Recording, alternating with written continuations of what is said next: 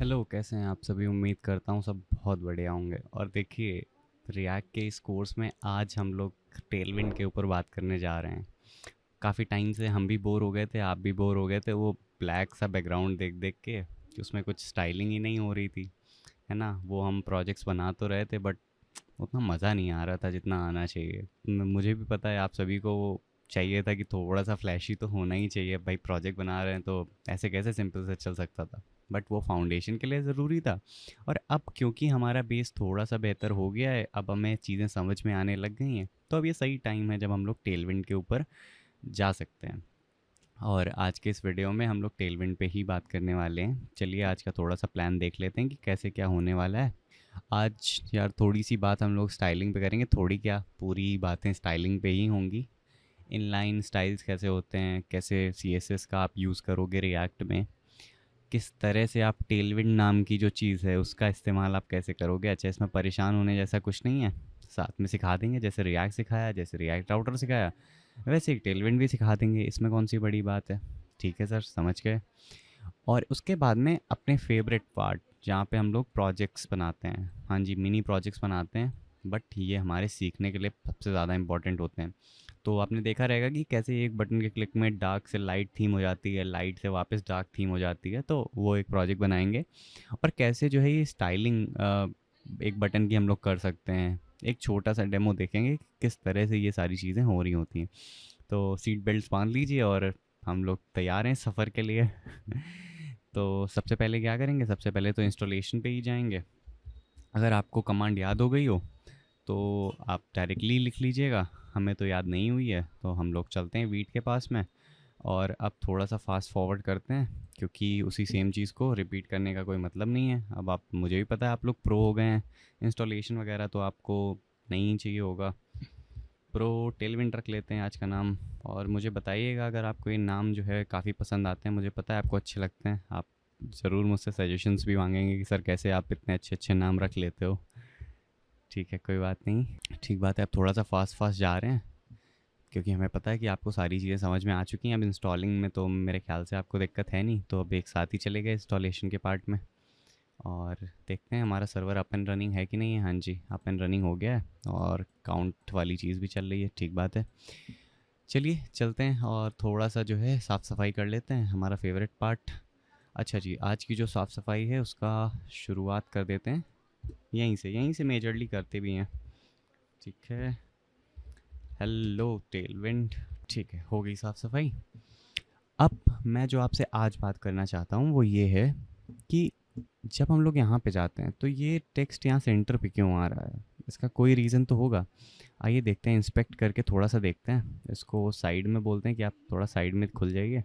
और ये देखिए, अच्छा ये वही आईडी है index dot H T M L में। ये जो डिव होता है सबसे पहले यही ही सर्व किया जाता है, उसके बाद में with the help of Java script का बंडल वो अपडेट होता है। ये सारा जो ये जो आपको डिव दिखा ना, ये पहले नहीं है इस टेलविंड में, इस रिएक्ट की फ़ाइल में। जब इनिशियली आपके पास में आती है, जब ब्राउज़र के पास में आती है, तो पहले ये चीज़ नहीं होती है। जब आपका पहला पेज जो सर्व होता है वो सिर्फ इतना सर्व हो रहा होता है, उसके साथ में आप इसको कई सारी और भी चीज़ें देते हो, जिससे इसको ये पता चलता है कि भाई मेरे को आगे किस तरह से जाना है। हाँ जी, तो इसीलिए जो ये आईडी आप देख रहे थे, आईडी रूट, है ना, इसी को टारगेट करके इसी डिफ के अंदर सारी चीज़ें अपडेट हो रही होती। तो पहले वो जो मैजिकल सी चीज़ लग रही थी कि कैसे अपडेट हो गया, क्या हो गया, तो वो सारा यहीं से गवर्न हो रहा था। ठीक है सर, समझ गए। अच्छा जी, तो मैं बताना ये चाह रहा था कि भाई इधर देखो, ये जो डिव आया है ना, इसके पास में ये देखो कई सारी प्रॉपर्टीज़ हैं। ये प्रॉपर्टीज़ कैसे आ रही हैं? आपने तो दी नहीं, आप ही ने दी हैं भाई, क्या बात कर रहे हो? कहाँ सर, हमने कहाँ दी हैं? ये देखिए, ये सारी चीज़ें आप ही ने तो लिखी हैं। मुझे बताओ अगर मैं गलत कह रहा हूँ। नहीं नहीं सर, हमने कहाँ ली है? अरे वो कमांड तो आपने ही लिखी थी ना, इंस्टॉलेशन वाली, wheat at the rate latest करके, आप ही ने तो लिखा था, क्या बात कर रहे हो? हाँ सर, वो तो हमने लिखा था। अरे उसी से तो ये सारा कुछ बन गया। अच्छा, तो बढ़िया है सर, फिर दिक्कत क्या है? दिक्कत कोई भी नहीं है। तो सर मैं एक काम करूँ ना, इसको हटा देते हैं। हटा दीजिए, कोई बात नहीं। सर इसको भी हटा दें क्या? आपकी मर्ज़ी भाई, अब आप बोल रहे हैं तो हटा दीजिए। इसको डिलीट ही कर देते हैं app dot C S S को। और आप एक बारी सर ये app dot C S S अब जब है नहीं तो इसको तो हटाना ही पड़ेगा। ठीक बात है। अब आइए एक बारी ज़रा, देखा, अब मेरा टेलविंड जो है साइड में पहुंच गया, हेलो टेलविंड अब जो है सबसे ऊपर पहुंच गया। क्यों? क्योंकि कोई स्टाइलिंग नहीं है। अब इसको ज़रा देखिए, अब देखिए यहाँ पे कोई भी एक्सटर्नल स्टाइल नहीं लगाई गई है, देख रहे हो? अब चलिए, अब हम लोग थोड़ा सा मैन्युअली इसको स्टाइल करने की कोशिश करते हैं। तो main dot G S x ये मेरा है, और यहाँ पे मैं जो भी सी एस एस जो है मेरी file index dot C S S को यहाँ पे इम्पोर्ट कर रहा हूँ। ठीक है सर। तो आप ये बोल रहे हो कि मैं यहाँ पे जो है स्टाइलिंग दे सकता हूँ? हाँ बिल्कुल दे सकते हो। तो अगर मैं यहाँ पे कुछ बोलूँ तो क्या वो अप्लाई होगा? बिल्कुल अप्लाई होगा, क्यों अप्लाई नहीं होगा? हो गया। ठीक है। हालांकि मेरा टेक्स्ट भी जो है ब्लैक हो गया, तो टेक्स्ट को जो है वाइट कर लेते हैं। टेक्स्ट को वाइट कैसे करते हैं? आई एम नॉट रॉन्ग तो शायद फ़ॉन्ट से होता है या कलर से होता है। क्या प्रॉपर्टी होती है? कलर ही होती है, याद आ गया। ठीक बात है। तो हेलो टेलविंड जो है अपने को दिखने लग गया। अच्छा आप मेरे को बताओ इसमें दिक्कत क्या है? सर ये तो आपने सब सही कर दिया, इसमें दिक्कत क्या है? इसमें दिक्कत ये है कि अगर मेरा प्रोजेक्ट का साइज़ बड़ा होगा, और ऐसे समझो अगर मैं इस app dot G S X में मान लो 500 लाइन्स ऑफ कोड लिख चुका हूँ, और फिर मैं उसको जब बनाने बैठ रहा हूँ, है ना, समझो उस अगर इसमें 500 लाइन्स ऑफ कोड लिखा है और फिर मैं उसमें अपडेशन कर रहा हूँ या मैं उसको डेवलप ही कर रहा हूँ, तो सबसे पहले मैं यहाँ पे आऊँगा।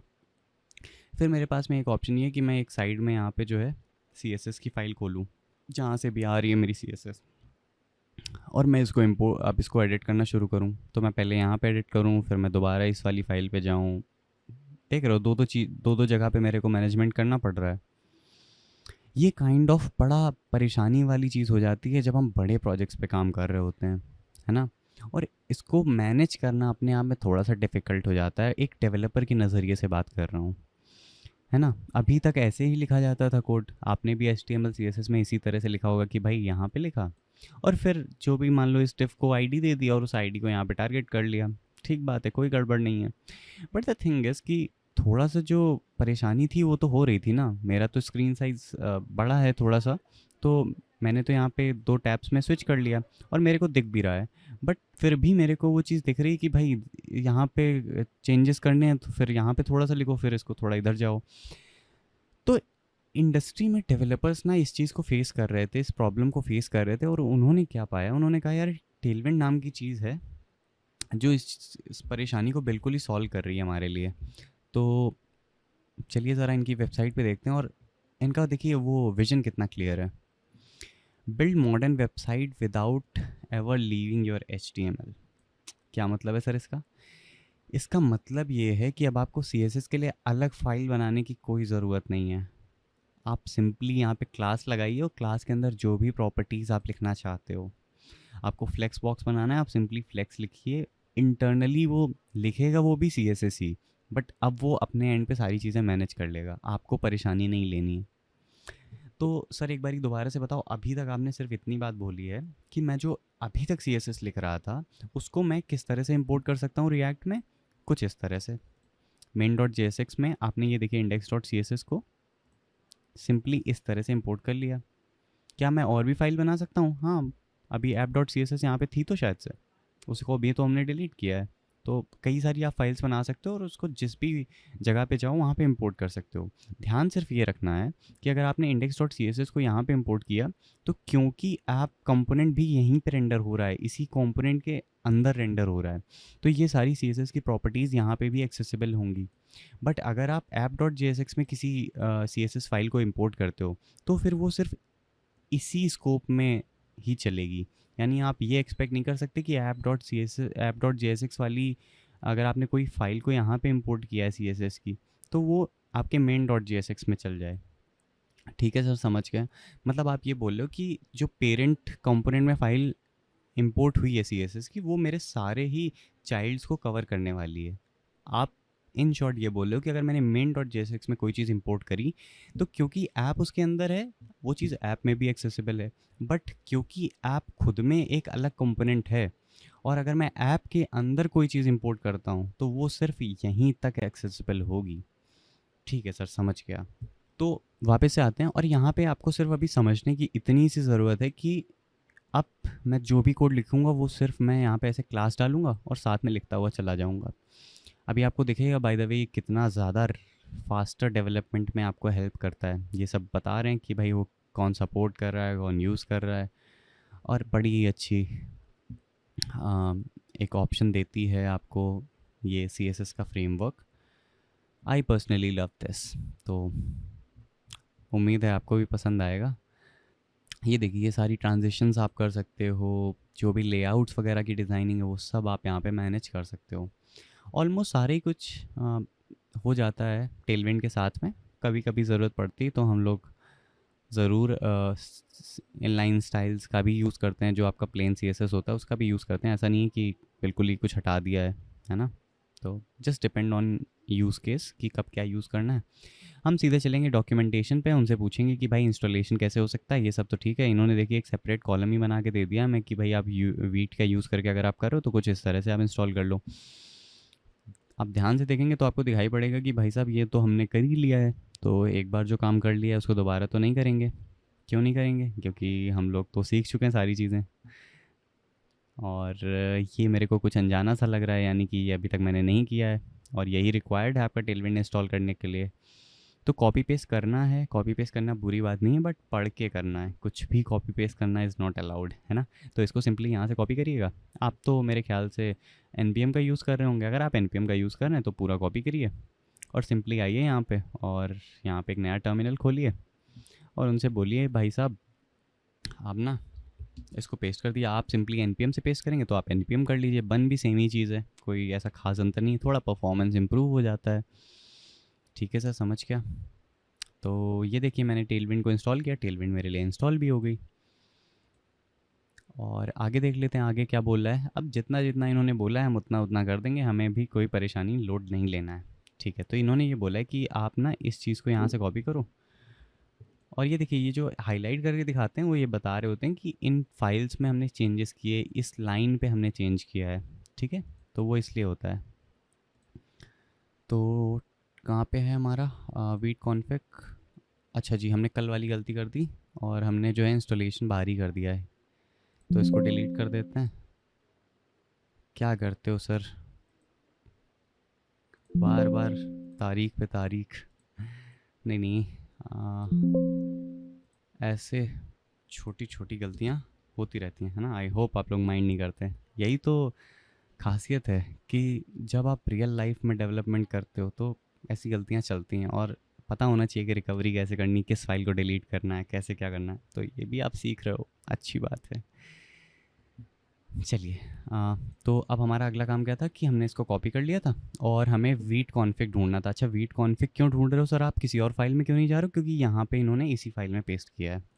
ठीक है सर, मतलब आप यहाँ पे सिर्फ ये बोल रहे हो कि जो उन्होंने किया वही हमें करना, कॉपी पेस्ट कर देना। हाँ, मैं यही बोल रहा हूँ। टेलविंड CSS को कैसे पेस्ट करना था, यहाँ पे आप प्लगइन्स में देखिए रिएक्ट पहले से है, तो मैं उसको तो छेड़ूंगा नहीं, क्योंकि उन्होंने साफ साफ बोला हुआ है कि भाई आप टेलविंड ऐड कर दो, बाकी आप जो भी यूज़ कर रहे हो करते रहिए, मुझे उससे प्रॉब्लम नहीं है। तो मैंने कहा ठीक है। तो देख लीजिए कुछ इस तरह से हमने किया। इसको थोड़ा सा फॉर्मेट भी कर देता हूँ। ठीक है, तो रिएक्ट के बगल में कॉमा लगाइए और टेलविंड CSS को यहाँ पे जो है इंस्टेंशिएट कर लीजिए। ठीक बात है, कर लिया सर। अब इन्होंने क्या बोला कि भाई आप ना इसको @import का यूज़ करके जो है अपनी फ़ाइल में कहीं पे इंपोर्ट कर लो, जहाँ पे भी आप टेलविंड CSS यूज़ करना चाह रहे हो। तो मैंने कहा ठीक है, रूट में ही इंपोर्ट कर लेता हूँ, और रूट मेरा index.css है, तो यहाँ से सारा कुछ हटाऊँगा और यहाँ पे सिंपली ये लिख दूँगा और सेव कर दूँगा। ठीक बात है सर, आपने कर दिया। अच्छा, फिर ये बोल रहे हैं कि आप npm run dev कर दो, तो मैंने कहा हाँ, आप परेशान नहीं हो, मैंने कर दिया ऑलरेडी। ठीक है, फिर इन्होंने एक जो है हेलो वर्ल्ड करके दे दिया अपने को। अपन सिर्फ यहाँ से ये जो क्लास है इसको कॉपी कर लेते हैं। ठीक है, और कुछ नहीं करना, सिर्फ क्लास कॉपी करेंगे। और क्योंकि इस पॉइंट तक अब मेरे ऐप में टेलविंड का एक्सेस होना चाहिए टेक्निकली, क्योंकि हमने सारी चीज़ें कर ली हैं, तो इस क्लास को यहाँ पे पेस्ट कर लेते हैं। अच्छा, एक चीज़ और, रिएक्ट में क्लास नहीं होता है, रिएक्ट में क्लास नेम होता है। क्यों होता है सर ऐसा? ऐसा इसलिए होता है कि रिएक्ट ने बोला है। सर इतना सिंपल था क्या? हाँ, CS रिएक्ट में आप ऐसे समझ सकते हो कि जो HTML में क्लास होती है उसी को सिमिलर सी बिल्कुल एग्जैक्ट सेम चीज़ है, उसको यहाँ पे क्लास नेम बोल दिया गया है। कोई दिक्कत नहीं है। जैसे HTML में आप जब BR टैग लिखते थे तो आप याद है ऐसे लिख देते थे, है ना, ऐसे इस तरह से। रिएक्ट में कैसे लिखते हो? रिएक्ट में आपको क्लोज भी करना पड़ता है, बस उसी तरह से कन्वेंशन है तो है, क्या कर सकते हैं, कोई दिक्कत नहीं है सर। आइए देख लेते हैं क्या हुआ। देखिए कुछ चेंज आया, देखा कुछ चेंज? ये अंडरलाइन हो गया, थोड़ा सा बोल्ड हो गया, कैसे हो गया भाई? और देखिए एक चीज़ और दिखाता हूँ आपको, देखिए ध्यान से। ये जो डॉट अंडरलाइन क्लास आपने ऐड की, यहाँ पे ये जो डॉट अंडरलाइन क्लास आपने ऐड की है, ये dot underline class internally text decoration जो आपकी एक CSS की प्रॉपर्टी है उसी को ही इंपोर्ट करके यहाँ पे ला रही है। तो ये जो आपने यहाँ पे टेक्स्ट 3XL लिखा है, ये कहीं ना कहीं आपके फॉन्ट साइज़ को चेंज कर रहा है। देखो ना यार, यही हो रहा है, देख पा रहे हो? This is the beauty of Tailwind. वो आपसे बोलती है कि सारा काम इधर ही कर लेंगे हम लोग, कोई ज़रूरत ही नहीं है इस जगह को छोड़ के जाने की, कुछ कोई ज़रूरत नहीं है इस पेज को छोड़ के जाने की। आप यहीं पे हो, यहीं पे आपका सारा अरेंजमेंट करवा दिया जाएगा। तो इसीलिए ये इतना इंसेनली फास्ट है। अच्छा जी सर, ये सब क्या हो गया, मतलब इतना इजी था क्या? अच्छा एक काम करो ना, आप इसको प्लीज़ मेरे को समझा भी दो, ठीक है, अभी समझा देता हूँ। टेक्स्ट 3XL का मतलब क्या होता है कि जो आपका फॉन्ट साइज़ है उसको आप 3 टाइम्स एक्स्ट्रा लार्ज कर दो। एक्सेल का मतलब एक्स्ट्रा लार्ज, ठीक है सर। फॉन्ट को आप ना बोल्ड कर दो, और मेरा जो टेक्स्ट है उसको अंडरलाइन कर दो। सर एक बात और बताओ मेरे को, क्या मेरे को ये सारी प्रॉपर्टीज़ याद कर लेनी है, बिल्कुल रट लेना है इसको? नहीं बिल्कुल नहीं, क्यों नहीं रटना है सर? आपने कैसे लिखा? मैंने कॉपी किया ना अभी। अच्छा, तो मतलब अगर आपको कुछ नया लिखना होता है तो आप कैसे लिखते हो? मैं ना यार, मैं क्या करता हूँ, मैं इस टेलविंड डॉक्स पे जाता हूँ और मेरे को जो भी यहाँ पे करना होता है वो मैं यहाँ से सर्च कर लेता हूँ। ये देखो यहाँ पे सारी प्रॉपर्टीज़ इन्होंने लिख रखी हैं, यहाँ पे अगर नहीं मिलता मेरे को तो मैं यहाँ से सर्च कर लेता हूँ। लेट्स से मेरे को जो है फ़ॉन्ट साइज़ के बारे में जानकारी चाहिए भाई। कहाँ पे हो फ़ॉन्ट साइज़? ये रहा फ़ॉन्ट साइज़, तो मैं यहाँ से देख लेता हूँ। ये मेरे को सारी चीज़ें बता देते हैं कि क्या साइज़ है, कितना, क्या चेंजेस आ रहे होंगे। मतलब आप डॉक्यूमेंटेशन से पढ़ के और फिर लिखते हो। एग्जैक्टली यही करते हैं हम लोग। तो मतलब डॉक्यूमेंटेशन पढ़ना भी आना चाहिए। हाँ जी, documentation is your best friend. अभी तो हम सिखा रहे हैं, बट जब इंडस्ट्री में जाओगे तब थोड़ी ना आप किसी से ऐसे पूछोगे कि यार ये चीज़ समझ में नहीं आ रही, ये रिएक्ट तो चलो हमने पढ़ के आए थे, अब ना अब हमारा जो बैकएंड में कोई दूसरा फ्रेमवर्क यूज़ हो रहा है, हमसे बोला गया बैकएंड का भी थोड़ा पढ़ लो। तब ये थोड़ी ना आप बोलोगे कि भाई डॉक्यूमेंटेशन कैसे पढ़ें, वो तो हमें टीचर ने पढ़ना ही नहीं सिखाया। तो documentation is your best friend. तो चैट जीपीटी का डायरेक्ट यूज़ मत कीजिएगा कि इस क्लास के लिए ये क्या, थोड़ा हाथ पैर मारिएगा, इधर आइएगा डॉक्यूमेंटेशन पे, थोड़ा देखिएगा कैसे क्या होता है। ठीक है सर, समझ गए।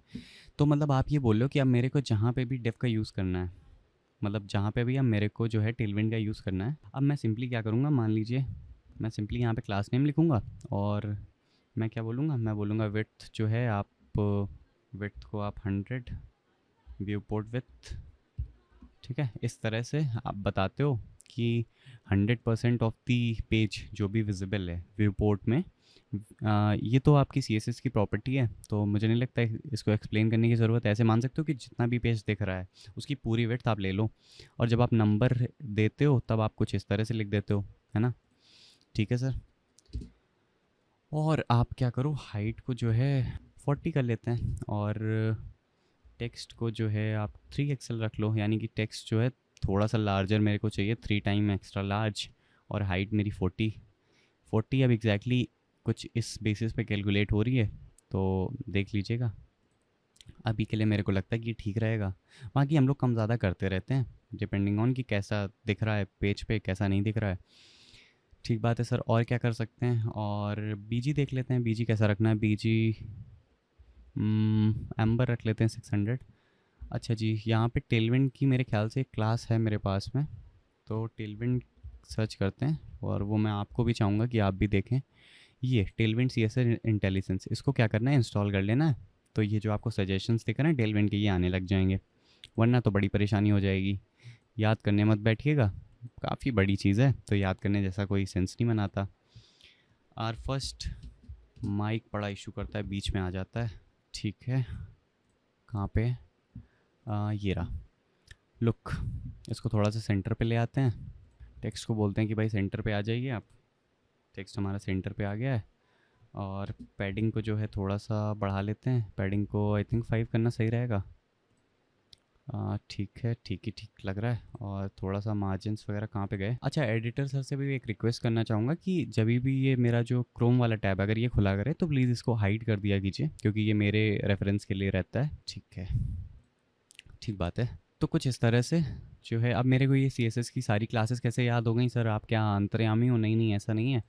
वो आप यूज़ करने लग जाते हो तो याद हो जाती हैं। और जो जो चीज़ें मिस करते हैं तो सिंपली एक काम करते हैं कि गूगल पे सर्च करते हैं पैडिंग इन टेलविंड CSS, वो मेरे को बता देता है। ठीक है, तो हमेशा से जो माइंडसेट रखी वो हमेशा बिल्डर माइंडसेट होना चाहिए। वो याद करने जैसा कुछ नहीं कि रट लिया, है ना।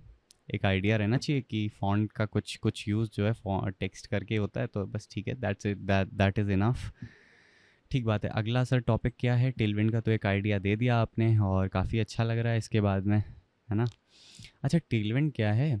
टेलविंड आपको ना एक सुपर पावर दे देता है। कौन सी सुपर पावर सर? ऐसा क्या दिया इसने मेरे को? टेलविंड आपको, आप देखिए यहाँ पे मैंने इतनी CSS लिख दी, ठीक है। मैंने एक बार भी जो अपना फोकस था उसको स्विच नहीं किया। मेरे को ज़रूरत ही नहीं पड़ी कि मैं दूसरी फाइल में जाऊँ, स्विच मारूँ और फिर यहाँ पे आके देखूँ, फिर मैं मैच करूँ। मेरे को इतनी ज़रूरत नहीं पड़ी। क्यों नहीं पड़ी? क्योंकि सारा कुछ यहीं पे लिखा हुआ था। इसीलिए जो टेलविंड है वो बोलता भी है कि हम आपकी यूटिलिटी फर्स्ट फ्रेमवर्क है ना। हम चाहते हैं कि आपका काम आसान कर पाएँ। इसीलिए आप देखेंगे मॉडर्न वेब एप्लीकेशन में रिएक्ट के साथ में आपको टेलविंड ही यूज़ होता हुआ दिखेगा, है ना। कहीं पे कोई स्पेसिफिक सिनेरियो हो जहाँ पे ऐसा हो कि भाई उन्होंने बोला कि नहीं, आप प्लेन CSS यूज़ करिए। वैसे तो ऐसे बोलते नहीं, बट मेजॉरिटी कंपनीज़ में आपको यही ही दिखेगा। ठीक बात है सर। तो स्टाइलिंग देख के बड़ा अच्छा लग रहा है आँखों को। इतने दिन हो गए थे सर वही सेम बैकग्राउंड। अब ना यार, अब थोड़ा सा स्टाइलिंग पे चलते हैं, थोड़ा सा बटन्स वटन्स बना लेते हैं। प्रोजेक्ट भी है अपना तो वो भी हो जाएगा, और बटन्स में भी थोड़ा CSS को देख लेंगे। .jsx जावास्क्रिप्ट का एक्सटेंशन होता है HTML के साथ में रैप अप करके, क्योंकि हम रिटर्न कर रहे होते हैं तो इसलिए इसको JSX बोलते हैं। हाँ सर, याद है। ठीक है भाई, तो अब मेरे को एक बात बताओ, ये जो बटन्स हैं इसमें क्या करोगे सर? सबसे पहले RFC करेंगे। ऐसा क्यों कर रहे हो भाई? ऐसा सर इसलिए कर रहे हैं क्योंकि एक आपने वो स्निपेट्स करके कुछ इंस्टॉल करवाया था एक्सटेंशन, वो है हमारे पास में, इसलिए ऐसा हो रहा है। ठीक है, तो एक काम करो ना, इसको बना रहने देते हैं। ऐप को यहाँ पे इंपोर्ट करें, यहाँ पे बटन्स को भी इंपोर्ट कर लेते हैं भाई। बटन्स, ये रहा बटन्स। वो भाई क्या कर रहे हो? कंप्लीट हो जाओ। हाँ जी, बटन्स को इंपोर्ट कर लिया है और बहुत बढ़िया काम हो गया, बटन्स इंपोर्ट हो गया। ठीक है, बटन्स इंपोर्ट हो गए और ये देखिए बटन्स आ गए। पर सर ये क्या कर रहे हो? ये तो टेक्स्ट रिटर्न कर रहे हो, लिख बटन्स रहे हो आप, और रिटर्न आप। ठीक है, तो एक काम करते हैं, यहाँ पे एक और डिव बनाते हैं। और इसको डिव क्यों बनाएंगे? बटन बनाएंगे ना। हाँ जी, बटन ही बनाएंगे। स्पेलिंग क्या होती है बटन की? बटन होती है, बहुत बढ़िया। ठीक है, B1 कर लेते हैं। और B1 सर क्या लिख रहे हो? इसको B2 कर देते हैं। यहाँ पे क्लास नेम देते हैं कि भाई आप ना इसको टेक्स्ट को ज़रा लार्ज करिए, टेक्स्ट को LG कर दीजिए। लार्ज क्या होता है? कुछ नहीं, क्लासेस होती हैं, लार्ज, एक्स्ट्रा लार्ज, वही सारा है। लिखने का तरीका है। यहाँ पे LG लिखा हुआ है, एक्सेल लिखा था, वो एक्स्ट्रा लार्ज था, ये लार्ज है, बस इतनी सी बात है। ठीक है, और एक काम करते हैं ना कि पहले इतना देखते हैं इसको किस तरह से दिख रहा है, और फिर स्टाइलिंग आगे करेंगे। आपको भी तो पता चले कि भाई बिहाइंड द सीन्स कैसे काम हो रहा है। तो ये जो है मेरे को बटन्स B1 B2 दिख गई, बट ये लोग क्या है? ये लोग साथ में ही आए जा रहे हैं यार, ये तो नहीं चाहिए अपने को।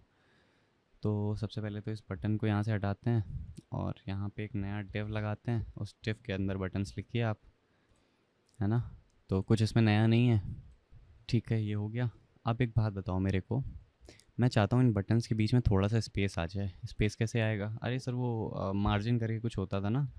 मार्जिन करके क्या होता था? मार्जिन करके होता था, जो भी साइज़ आप देना चाहो वो बता दीजिए, तो मार्जिन अप्लाई हो जाएगा।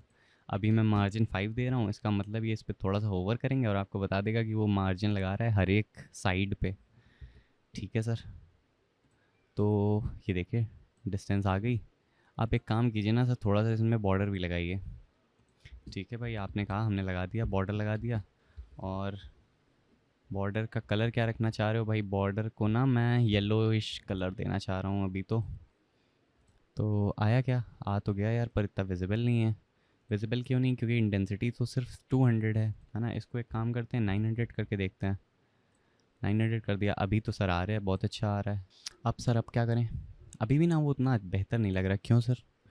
वो थोड़ा सा अगर इंटरनल थोड़ा स्पेस हो जाए। सर आप पैडिंग बोलना चाह रहे हो? पैडिंग इंटरनल स्पेस अंदर से बाहर की तरफ जाती है ना? हाँ हाँ हाँ हाँ हाँ। तो पैडिंग को भी अगर मैं 5 ले लूँ तो क्या सर ये अच्छी लगेगी? देख लेते हैं सर। हाँ, अभी कुछ कुछ ठीक लग रहा है। अच्छा सर, वो बॉर्डर रेडियस कुछ होता था क्या? उसको कैसे लिखेंगे? उसको रेडियस करके लिखते हैं शायद। आ, शायद से राउंडेड होता है। हाँ, राउंडेड होता है। तो राउंडेड मैं चाह रहा हूँ काफ़ी राउंड हो जाए। तो मैं 2 एक्सेल लिख दे रहा हूँ, देख लेता हूँ। ठीक है, राउंडेड होने से हुआ तो इम्प्रूवमेंट तो आया।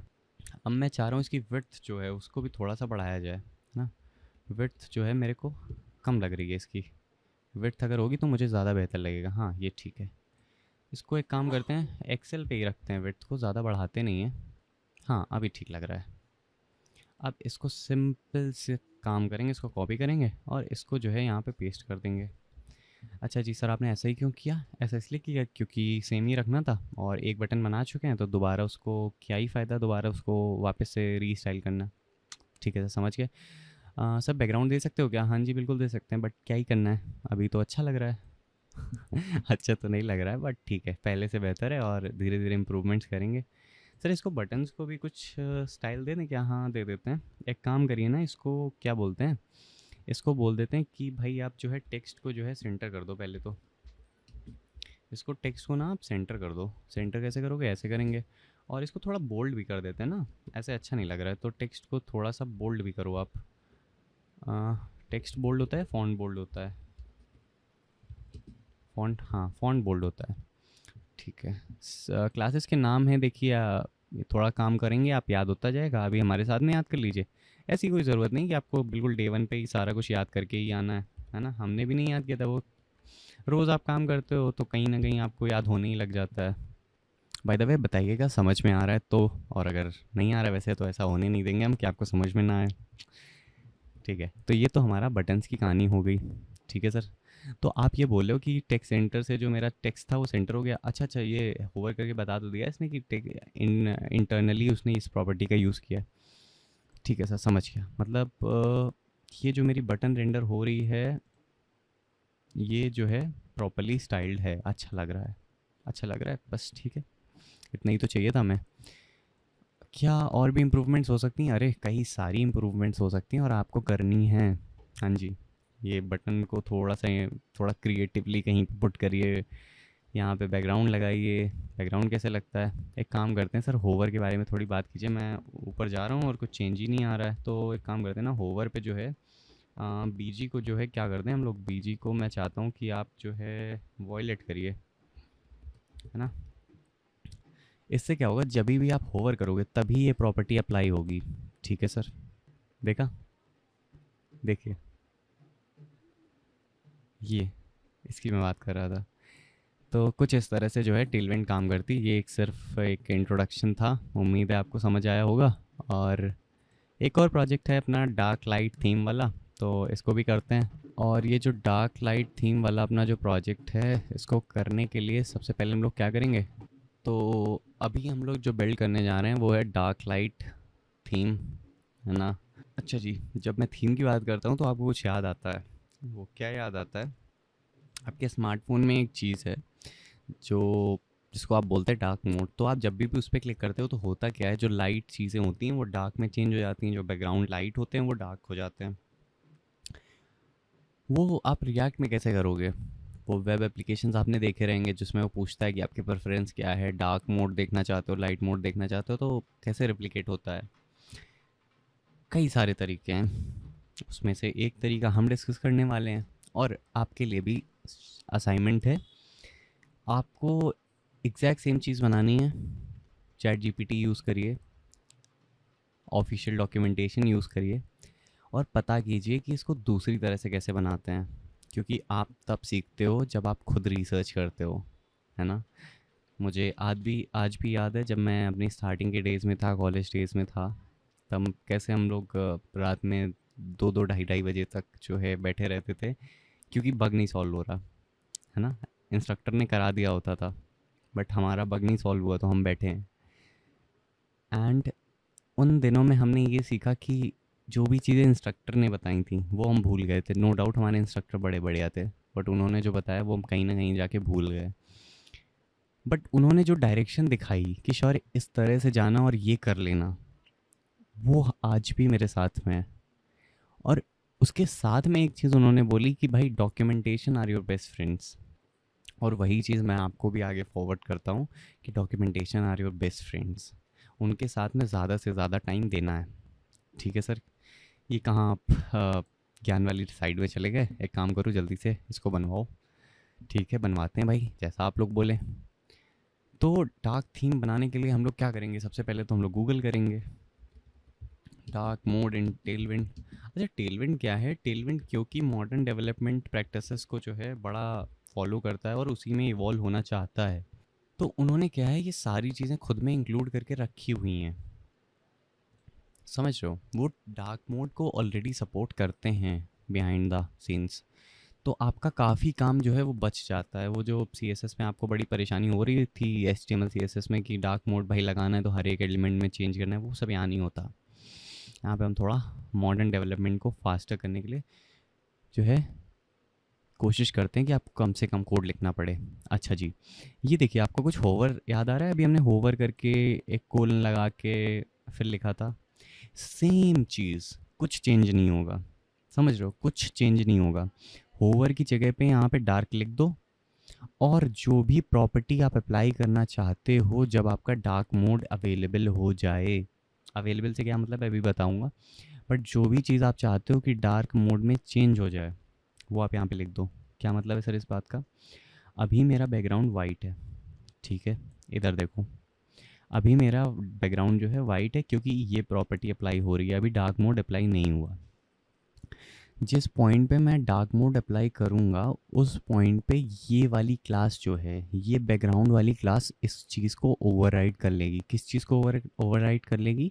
इस बीजी वाइट क्लास को ओवरराइड कर देगी। ओवरराइड का क्या मतलब होता है? रिप्लेस कर देगी। रिप्लेस का क्या मतलब होगा? उसको हटा के फेंक देगी और उसकी जगह खुद जाके बैठ जाएगी। ठीक बात है सर, समझ गया। आप ये बोल रहे हो कि जैसे ही मैंने जो है डार्क मोड एक्टिवेट किया, एक्टिवेट कैसे करेंगे सारी चीज़ें अभी समझाऊंगा। और फिर क्या होगा? फिर ये बीजी स्लेट जो है, ये चीज़ अप्लाई होने लग जाएगी in place of BG white. ठीक है सर, समझ गया। हमें कौन सा देर में थोड़ी समझ में आता, हम सब समझ गए सर, क्या दो दो बार बता रहे हो? ठीक है ठीक है। अच्छा जी, एक बात बताइए, जब आपने बैकग्राउंड को जो है डार्क किया, तो यहाँ पे आपको एक चीज़ और चेंज होती हुई दिखेगी, और वो है ये कलर। ये वाइट, ब्लैक से वाइट हो गया, ये कैसे हुआ? ये देखिए ना, जैसे ही आपने डार्क मोड एक्टिवेट किया, आपने टेक्स्ट को वाइट किया, यहाँ पे आप टेक्स्ट को स्लेट 900 लिए हुए थे। 900 याद है ना? अभी हमने 900 किया हुआ था, ये अभी बैकग्राउंड को 900 किया था, 200 पे दिखाई, 200 पे दिखाई नहीं दे रहा था, 200। ठीक है, तो मतलब डार्क मोड को ऐसी टफ चीज़ नहीं है, आराम से कर लेंगे। हाँ, और क्या, आराम से ही कर लोगे। कहाँ गया हमारा प्रोजेक्ट? ये रहा। अब एक बात बताओ, थोड़ी सी प्लानिंग करते हैं, इसको क्या चेंज करने की ज़रूरत? सबसे पहले तो मैं चाह रहा हूँ इस येलो वाले कलर को, बैकग्राउंड को मैं चाह रहा हूँ ब्लैक कर दूँ, इसको मैं चाह रहा हूँ वाइट कर दूँ। ठीक है सर, कर दीजिए। चलिए आइए देख लेते हैं कैसे होता है। तो क्योंकि टेलविंड की ऑफिशियल डॉक्यूमेंटेशन पे लिखा हुआ है, और अभी सिर्फ ऐप को करते हैं, यहाँ पे क्या आपको लगता है क्या बदलना चाहिए? तो जब मेरा डार्क मोड अप्लाई होता है, तो मैं क्या चाहता हूँ, मेरा बीजी जो है उसको आप कर दो ब्लैक। डन कर दिया। और क्या चाह रहे हो? और मैं ये चाह रहा हूँ कि जैसे ही आपने इसको बैकग्राउंड को ब्लैक किया, आपको कहीं ना कहीं टेक्स्ट को भी तो वाइट करना पड़ेगा, वरना टेक्स्ट तो दिखेगा नहीं। तो टेक्स्ट को आप वाइट कैसे करोगे? टेक्स्ट को वाइट आप ऐसे करते हो, ठीक है। तो देख लेते हैं कैसे होगा। अच्छा, ये अभी इसलिए हो गया क्योंकि मेरे सिस्टम की by default theme he black है, तो उसने डायरेक्टली ही ले लिया। बट ठीक है, कोई बात नहीं। ये तो ऑटोमेटिक ले रहा है, क्योंकि मेरे सिस्टम की बाय डिफ़ॉल्ट जो थीम है वो ब्लैक है। और अभी अगर इसको मैं लाइट करूँगा तो अब मेरे ख्याल से सिस्टम थीम से मेरे ख्याल से वो ले रहा है। और देखते हैं अगर ये चेंज हो सकता है तो। अच्छा, एक चीज़ हमेशा ध्यान रखिएगा कि आपका जो वर्जन है ये लेटेस्ट हो, है ना? तो आपको लेटेस्ट चीज़ें पता चलेंगी कि किस तरह से काम हो रहा है। 4.1 अभी जब मैं पढ़ा रहा हूँ। और आपके केस में अगर तो दूसरा कोई हो तो प्लीज़ लेटेस्ट वाले पे ही काम कीजिएगा, ठीक है? इसको अप्लाई कैसे करते हैं, इन्होंने बोला हुआ है कि भाई आपने ये जहाँ पे इंपोर्ट किया हुआ है वहीं पे आप कहीं पे इसको भी कॉपी कर लीजिए। ठीक है जी, कॉपी कर लेते हैं। कहाँ पे इंपोर्ट किया था हमने इसको? यहाँ किया था। ठीक है, कॉपी कर लिया। अब क्या करना है? फिर उन्होंने बोला बस ठीक है, चलो। तो क्या करना है सर?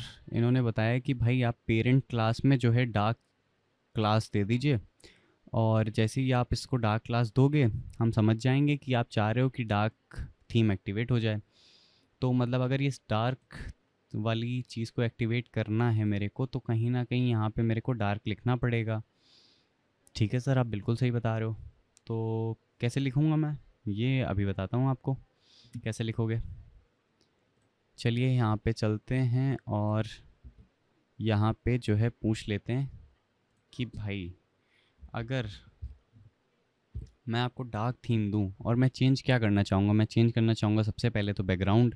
क्योंकि बैकग्राउंड यहाँ पे देखिए आप, बैकग्राउंड यहाँ पे है येलो। और येलो आँखों को बहुत ज़्यादा चुभ रहा है मेरे को। येलो तो नहीं है, कोई और कलर है? अब इतना कलर्स का आइडिया तो हमें भी नहीं है। आपको हो तो ज़रूर बताइएगा। ठीक है, कौन सा कलर है ये? यहाँ से पता चलेगा कौन सा कलर है भाई। एम्बर 600 है ये। येलो ही बोलते हैं अभी के लिए, ऑरेंज जैसा लग रहा है। ठीक है, तो इसको जो है करना है ब्लैक। अच्छा, इसको जब ब्लैक कर दोगे तो ये छुप नहीं जाएगा, तो इसको वाइट कर दीजिए ना सर। ठीक है, वाइट कर देंगे, सही पकड़ा आपने। आप इसको जो है कर दीजिए, बीजी को जो है मेरे ब्लैक कर दीजिए आप। कोई परेशानी नहीं, कर देंगे। डार्क मोड में जैसे ही आप आएंगे ना तो आप ना इसको मेरे लिए कर दो, टेक्स्ट को जो है वाइट कर दो। ठीक है, टेक्स्ट को भी वाइट कर देंगे। और बताइए। तो जब आप इतना कर दोगे तो एक काम करो ना, आपको उसने ये भी तो बोला था कि आपको जो है एक डार्क थीम करके ऐड करना है, डार्क क्लास आपको ऐड करनी पड़ेगी। ठीक है, उसे भी ऐड कर दे रहे हैं। और ये देखिए हमारा जो काम है वो हो गया। कैसे हुआ यार ये? ऐसे हुआ। तो मतलब सर आप ये बोल रहे हो कि ये डार्क क्लास जैसे ही मैं ऐड करता हूँ तुरंत से जो है मेरा जो डार्क थीम है वो एक्टिवेट हो जाता है, और मैं जैसे ही वहाँ से डार्क क्लास को हटाता हूँ तुरंत मेरा डार्क थीम डीएक्टिवेट हो जाता है। हाँ भाई, इतना ही तो बोल रहा था मैं। क्या समझे आपने? बहुत बढ़िया समझे आप। तो सर आप एक बारी मेरे को दोबारा समझाओगे क्या? तो मैं आपसे ये बोलता हूँ कि टेलविंड हमेशा स्कैन करेगा इस डार्क क्लास को।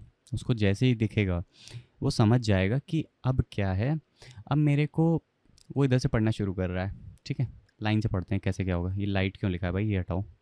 जैसे ही वो समझेगा कि भाई ये डार्क क्या चीज़ है, तो मैंने कहा ये डार्क जो है, ये डार्क चीज़ जो है ये है इसलिए ताकि मेरा टेलविंड जो है ये समझ पाए कि भाई अप्लाई मेरे को जो है डार्क थीम को करना है। अच्छा सर, आप कुछ अप्रोच के बारे में बता रहे थे कि किस तरह से इसको पढ़ेगा टेलविंड। टेलविंड क्या करेगा, इधर से पढ़ना शुरू करेगा। क्या कहा, डार्क लिखा है क्लास में? अच्छा, डार्क कुछ होता है क्या? हाँ, जब डार्क थीम अप्लाई करनी होती तब यूज़ करता हूँ मैं। फिर क्या बोलेगा, अच्छा विड्थ इन्होंने इतनी दी है, ठीक है विड्थ 100% दे दी है। 100% तो नहीं, विड्थ फुल दे दी है, फुल स्क्रीन। ठीक है, समझ गया। अच्छा, हाइट इन्होंने 40 दे रखी है, जो भी टेलविंड इंटरनली इसको डाइजेस्ट करेगा और उसको पिक्सल्स में कन्वर्ट करके डिस्प्ले करवा देगा। ये देखिए यहाँ पे लिखा भी हुआ है। टेक्स्ट को मैंने 3 एक्सएल दिया है, ठीक है। फिर इन्होंने क्या किया, बैकग्राउंड को ये दिया, ठीक है। टेक्स्ट को इन्होंने ये दे दिया और पैडिंग दी है थोड़ी सी। जैसे ही यहाँ पे आएगा डार्क वाली में, इसको दिखेगा यार ये डार्क थीम मैंने कहीं डार्क देखा है क्या? हाँ देखा है ना, स्टार्टिंग में देख चुका हूँ मैं। अच्छा, तो मतलब इसको भी अप्लाई करना है, पर बीजी तो मेरे को ये बता ही चुके हैं। तो ओवरराइड कर दो ना भाई। तो कर दिया। फिर से डार्क है यार, क्या बात कर रहे हो? टेक्स्ट क्या इन्होंने मेरे को दिया है? दिया तो नहीं है, बट बाय डिफ़ॉल्ट तो ब्लैक था। कोई बात नहीं, जो भी था उसको चेंज करो, वाइट कर दो। ठीक है, वाइट कर दिया, कोई बात नहीं, वाइट कर दिया जैसा आप बोलें। तो बस यही तो आउटपुट था ना आपका? अच्छा, तो मतलब इस तरह से स्कैन हुआ। हाँ जी, बस इतनी सी बात थी। इस तरह से डार्क थीम अप्लाई हो रही थी। बट सर मैंने तो सोचा था कि ये इस बटन की क्लिक पे आप जो है कुछ करवाएंगे। बटन की क्लिक पे एक्टिवेट करना चाह रहे हो, वो भी कर लेते हैं, इसमें कौन सी बड़ी बात है। यूज़ स्टेट सुना है? बड़े बड़े देशों में ऐसे छोटे छोटे यूज़ स्टेट यूज़ होते रहते हैं। बड़े बड़े कोर्सेज बोलना चाहिए। कैसे होता था भाई, बताओ, याद दिलाओ मेरे को। कैसे होता था सर, मेरे को खुद नहीं याद है, आप याद दिलाइए। ठीक है, हम याद दिला देते हैं। यूज स्टेट में क्या करते थे, इसको अभी के लिए कर लेते हैं ट्रू। ठीक है, क्या सेट करना चाह रहे हो भाई? डार्क थीम को सेलेक्ट करना चाह रहा हूँ कि भाई यहाँ पे क्या करूँगा, जल्दी बताओ। सेट करेंगे ना, सेट डार्क। ठीक है, इतना ही रखते हैं। यूज स्टेट इंपोर्ट हुआ क्या? हाँ जी, हो गया है। और अब एक चीज़ सुनो मेरी बात। जब भी डबल कोट्स के अंदर वेरिएबल्स इंजेक्ट करने हैं, यहाँ पे अगर मान लो मेरे को डार्क चीज़, ये जो वेरिएबल है, ये जो स्टेट है, अगर मेरे को इसको यहाँ पे कंडीशनली चेक करना है, कैसे करूँगा? अगर मैंने यहाँ पे जो है डार्क लिख दिया, मान लो यहाँ पे मैंने डार्क लिख दिया, ठीक है, ये तो नहीं पड़ेगा, ये नहीं पड़ेगा, ठीक है, इसको लगेगा ये स्ट्रिंग है। अब मुझे पता है, ये आपको भी पता है कि भाई ये डार्क मैं यहाँ पर रेफ़र कर रहा हूँ, इसको नहीं पता। कैसे रेफ़र करवाओगे? एक काम करो, यहाँ से बैक स्पेस दबाओ, यहाँ से बैक स्पेस दबाओ। ये क्या कर दिया sir? Error error error. Select करो, बैकटिक्स जानते हो ना, जैसे टर्मिनल खोलते हो स्केप की के जस्ट नीचे, उसको क्लिक करो। ठीक है सर, फिर क्या करो, फिर यहाँ पे जाओ, इस पूरे को जो है ऐसे सिलेक्ट करो और ऐसे कर दो। सर एक बार फिर से, डाइजेस्ट नहीं हो पा रहा, क्या कर रहे हो आप? थोड़ा सा ऊपर आओ, यहाँ पे समझाता हूँ।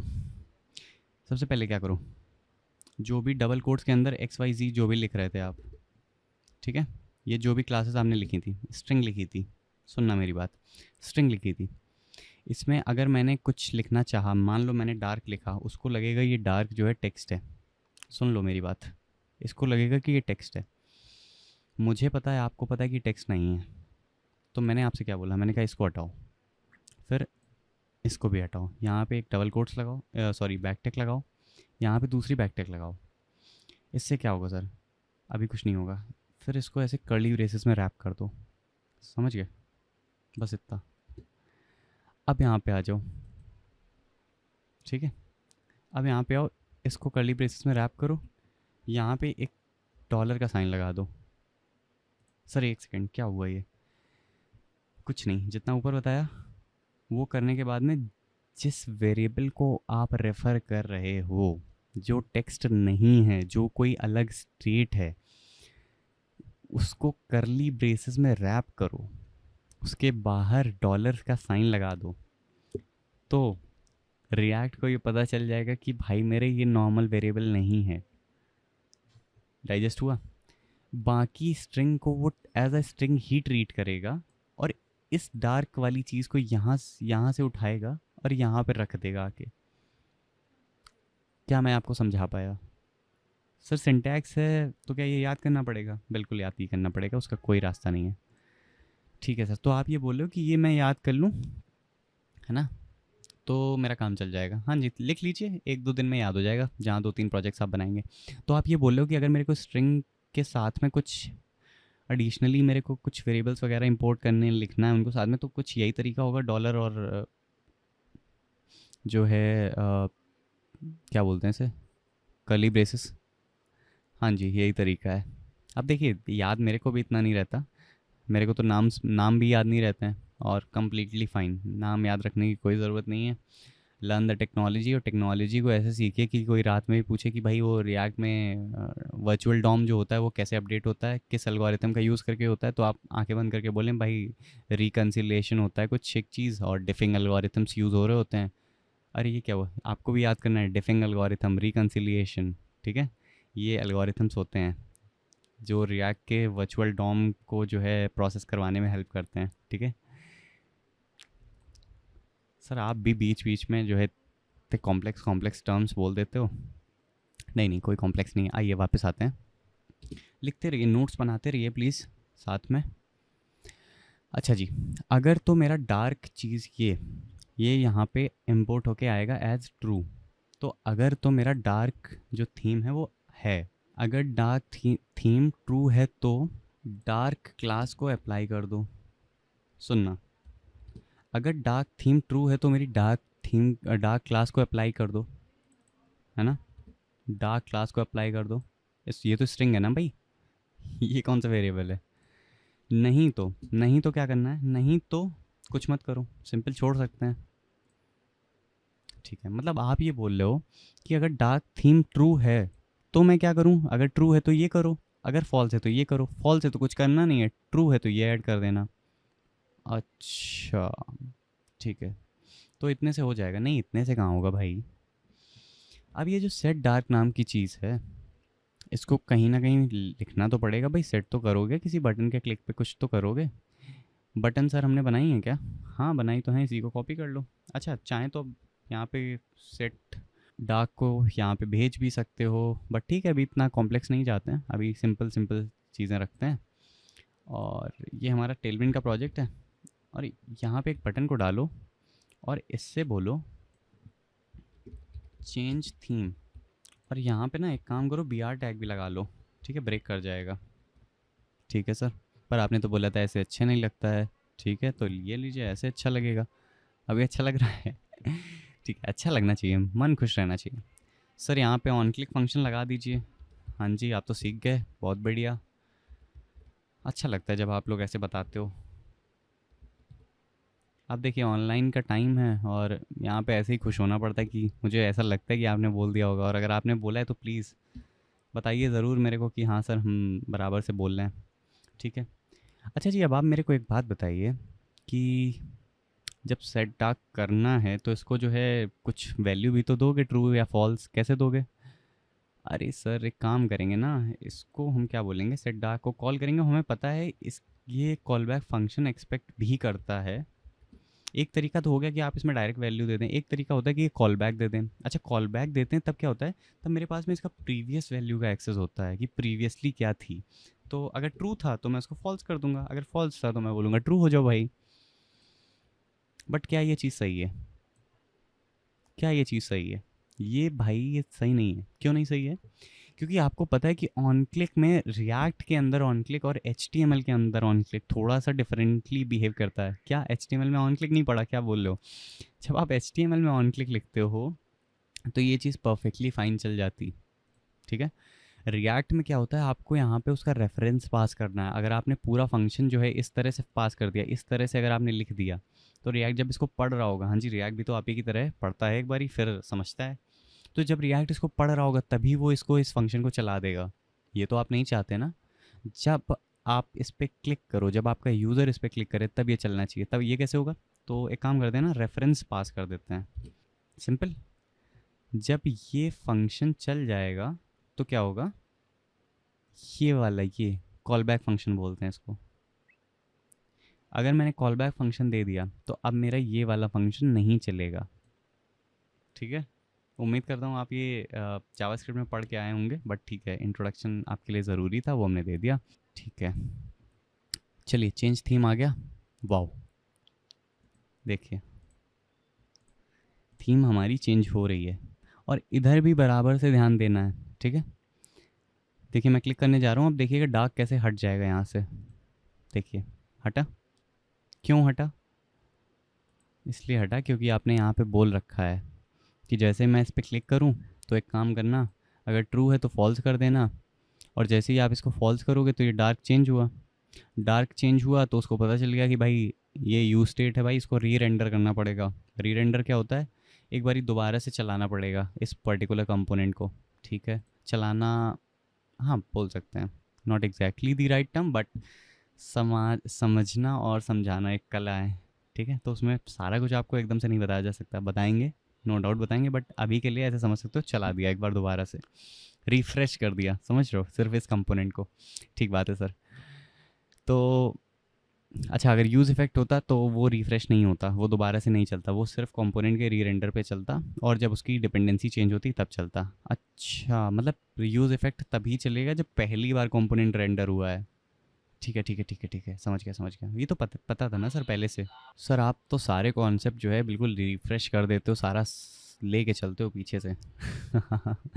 बहुत हो गई हमारी तारीफ़ भाई, अब आप लोग तो हैं नहीं यहाँ पे। आप लोग होते तो आप लोगों से पूछ लेते, और अभी आप लोग नहीं हो, तो चलिए हम ही आंसर दे देते हैं, हम ही क्वेश्चन कर लेते हैं। तो मेरे को एक बात बताओ कि अगर मैं डार्क जो है इसको मैं इक्वेट कराऊँ ट्रू से, तो ये मेरे को आउटपुट देगा ट्रू। अगर ये ट्रू देगा आउटपुट, ये कुछ नहीं है, ये तो वही सिंपल जावास्क्रिप्ट एक्सप्रेशन इवैल्यूएशन हो रहा है, ठीक है। और इसको इसके अंदर क्यों लिखा? क्योंकि सिंपल वेरिएबल सिंपल स्ट्रिंग नहीं थी मेरी, ठीक है। मैं चाह रहा था कि यहीं पे थोड़ा सा जो है मैं थोड़ा सा एक्सप्रेशंस के साथ में खेल पाऊँ, इसलिए मैंने इस तरह का सिंटैक्स यूज़ किया। और जहाँ पे भी मैं प्लेन टेक्स्ट को छोड़ के जाता हूँ वहाँ पे मुझे पता है ये कर्ली ब्रेसेस लगाने पड़ते हैं। यहाँ पे भी तो देखिए लगाए ना आपने। बस एकदम से समझने की ज़रूरत नहीं है, धीरे धीरे ही समझ में आता है, ठीक है। तो ये हमारी जो है थीम बन चुकी है, इसको हम चेंज कर पा रहे हैं, ठीक बात है। क्या इतना समझ में आता है? चलिए, और अगले प्रोजेक्ट में हम लोग काफ़ी और एडवांस चीज़ें करने वाले हैं, and much awaited cheese AI integration, वो ऑन इट्स वे है। बहुत ही जल्दी हम इंट्रोड्यूस करने वाले हैं उस चीज़ को भी। तो स्टे हंग्री, हमारे साथ में सीखते रहिए। आपके लिए काफ़ी सारी चीज़ें इस कोर्स में प्लान करके रखी हुई हैं, और आई नो आपको अभी तक ऐसा फील नहीं हुआ होगा कि कोई चीज़ टफ सीखी है, बट ट्रस्ट मी, अब आप मार्केट में जो डेवलपर्स हैं उनसे आप compete करने के लिए बिल्कुल रेडी हो रहे हैं, ठीक है। तो इतनी आसानी से आपको ये सारी चीज़ें समझानी है कि आपको परेशानी नहीं हो, and trust me, just stay with me. आपको ऐसा लगेगा नहीं कि आपने कुछ बहुत ज़्यादा पढ़ा, आपको बहुत टफ लगा, और आ भी सारी चीज़ें जाएंगी, ठीक है। आप एक्सपीरियंस है तो है, सिखाना है तो सिखाना है। ठीक है, चलिए मिलते हैं हम अगले नए वीडियो में। और लाइक्स में कंजूसी नहीं करनी, देखिए लाइक्स तो आपके हिस्से में है, और आपको हमें बराबर से बताना पड़ेगा कि सर ये समझ में आया, ये समझ में नहीं आया, ठीक है। ऑल दो तो सारा कुछ समझ में आया होगा, कॉन्फिडेंस नहीं आपका प्यार है जो बताता है कि सर समझ में आ गया। और we are continuously improving, and thank you so much प्यार बनाए रखने के लिए। चलिए मिलते हैं नए वीडियो में।